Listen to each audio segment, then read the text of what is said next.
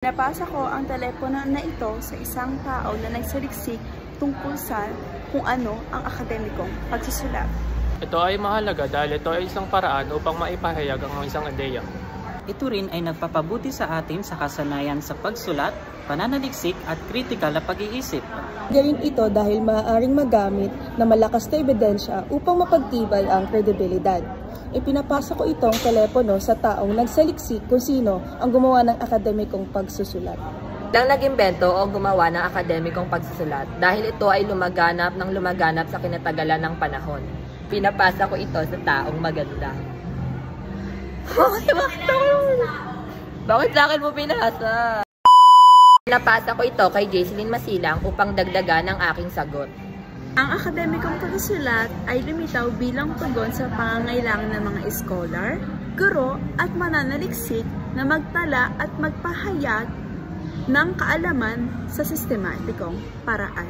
Napasa ko ang telepono na ito sa mag-aaral na nagsaliksik tungkol sa kung ano ang halimbawa ng akademikong pagsusulat.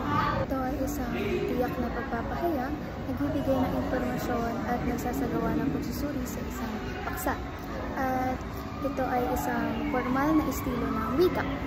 Mga katangian ng akademikong pagsusulat ay dapat ito ay formal at lohikal para mabilis at maintindihan ng maayos ng magbabasa. Ginagamit rin ito sa mga debate at sa mga pananaliksik. Dadagdagan naman ito ni Mr. Pacifico. Ito ay mahalaga dahil ito ang paraan ng pagpapalitan ng kaalaman at pagsulong ng karunungan sa loob ng paaralan. Pinapasa ko itong teleponong ito sa nagsaliksik ng halimbawa ng akademikong pagsusulat. Para sa unang halimbawa ay ang talumpati. Dahil ito ay maaaring maging isang uri ng akademikong pagsulat kung ito ay nakabatay sa isang masusing pananaliksik. At ipinapasa ko ang teleponong ito kay Mariel Rivero upang magdagdag ng mga karagdagang impormasyon. Ito ay isang kaisipan na opinyon ng isang tao na pinababatid sa pamamagitan ng pagsasalita sa entablado para sa mga pangkat ng mga tao. Ipinapasa ko ang telepono na to kay Nikita Quizon upang magdagdag ng isa pang halimbawa.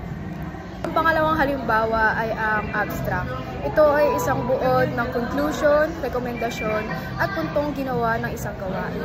Pinapahiwatig rin ito ng malinaw at maikli.